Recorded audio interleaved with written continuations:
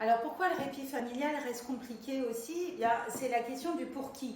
C'est qu'au début, nous l'avons vu, le répit familial il était surtout prévu, conçu pour des parents dont les enfants étaient en situation de handicap.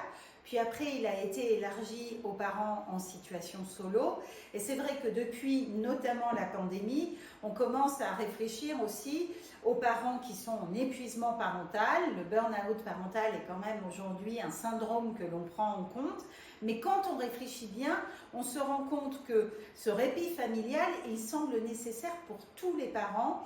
Et c'est vrai que quand on regarde, surtout depuis la pandémie, les situations parentales aujourd'hui, eh bien on se rend compte qu'il y a une fragilité des parents d'enfants, des parents d'adolescents aujourd'hui, et que beaucoup de parents sont en demande de répit.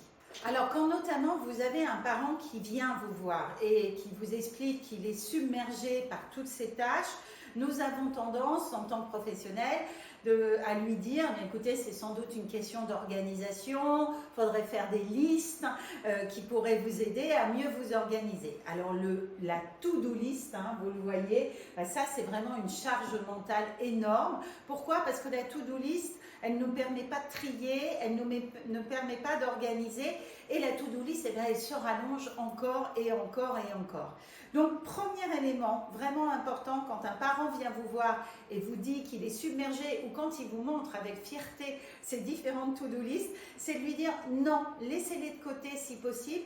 Vous allez plutôt l'aider à travailler dans ce que nous, on appelle les cercles de vérité, c'est-à-dire l'aider à déjà prioriser, faire une hiérarchie des tâches qu'il a à accomplir.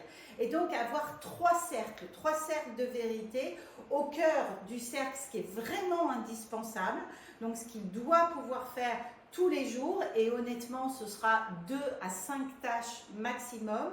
Puis après, les tâches qui seraient nécessaires mais pas urgentes, qui seraient intéressantes mais pas urgentes, qui seraient pas cet indispensable, qui serait un petit plus, et puis le bof si j'ai le temps, en tout cas ce qui est ni urgent, ni nécessaire, ni rapide, et d'aider le parent à s'organiser comme ça, parce que la to-do list, elle, va continuer à l'écraser.